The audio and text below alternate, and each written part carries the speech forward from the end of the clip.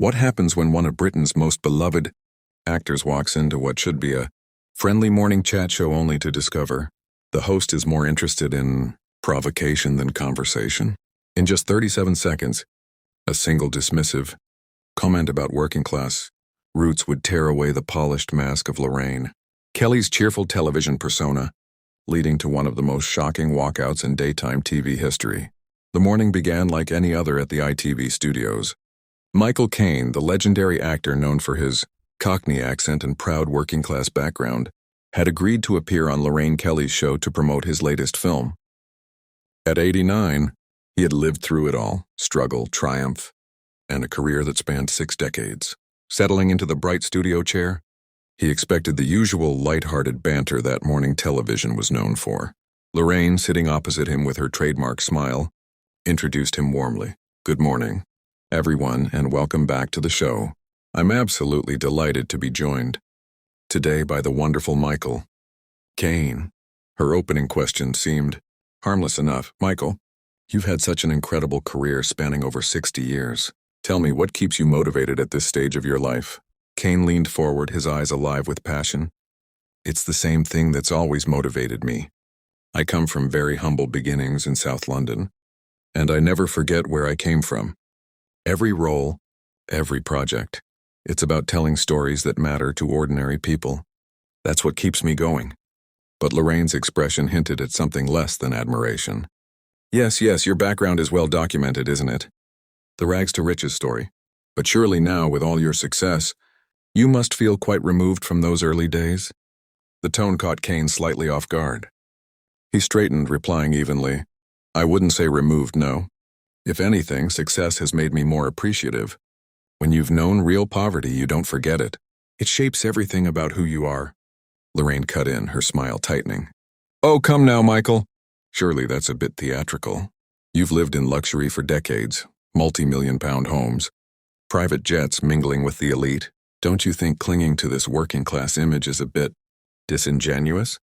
The atmosphere shifted. The studio fell silent. Caine's jaw tightened, but his voice stayed calm. "I'm not clinging to anything. I'm being honest about my experiences. Success doesn't erase your past. It shouldn't." She leaned back, crossing her legs casually. "But don't you think your audience finds it tiresome? This constant reference to your humble beginnings. How long can you really play that card?" The words landed like a slap. Caine repeated slowly, dangerously quiet. "Play that card?" His famous voice carried a weight that silenced even the camera crew. Lorraine pressed on, oblivious. "Let's be honest, every interview it's always the same story. Poor boy from London makes good. Isn't it time to move beyond that narrative?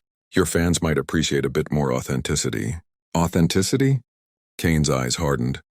"Authenticity is remembering the woman who raised you when everyone else had given up. It's never forgetting the people who believed in you when you had nothing. It's staying true to your values, even when you're sitting here being told your life story is tiresome." Lorraine faltered but recovered with a dismissive air. "I'm not saying your story isn't inspiring. I'm suggesting perhaps your audience would rather hear about your glamorous life now. After all, those struggles were a very long time ago." "A very long time ago?" His voice dropped into the gravelly tone that had commanded attention in countless films. For the first time, Lorraine seemed to realize she might have crossed a line, but instead of retreating, she doubled down. "Yes, you're a successful actor now. You've been knighted, you've won Oscars. Surely those early struggles are just ancient history."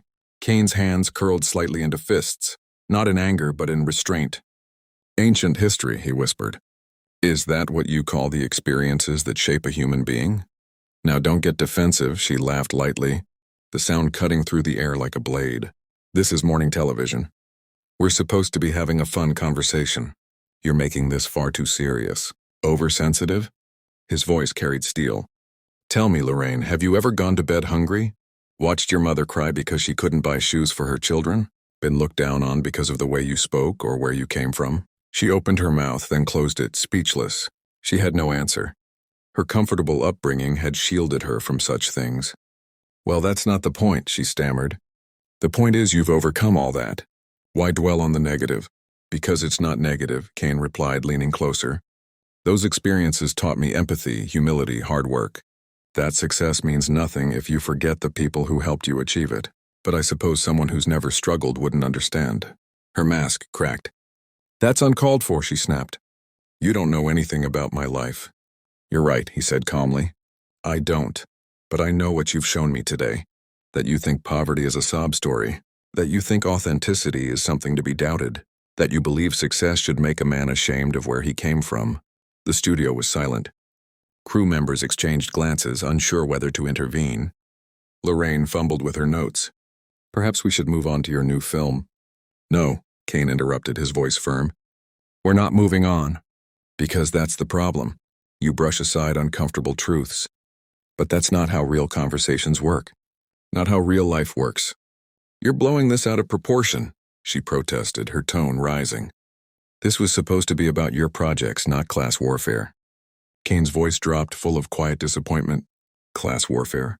Is that what you call it when someone refuses to be ashamed of their past? When someone insists that working-class lives have value? He slowly pushed back his chair. Do you know what the real tragedy is, Lorraine? Not that you don't understand where I came from, but that you don't want to. You've built your career on people's stories, yet you've never truly listened. That's not true, she tried. I listen to all my guests. Do you? He cut in. Or do you just wait for them to finish so you can ask the next pre-written question? There's a difference between hearing and listening. She had no reply. Her mask had slipped entirely. I've spent my career telling stories that matter. Caine continued, his voice rising with conviction. Stories about dignity, struggle, resilience. And you sit here and call them sob stories from ancient history. He stood, unclipping his microphone and placing it carefully on the table. There's no need for a break. I've said all I need to say. Michael, please, she whispered, desperation replacing arrogance. Let's just finish the interview, talk about your film. He paused at the studio door, his voice softer now, tinged with sadness. You still don't understand. This was never about my film.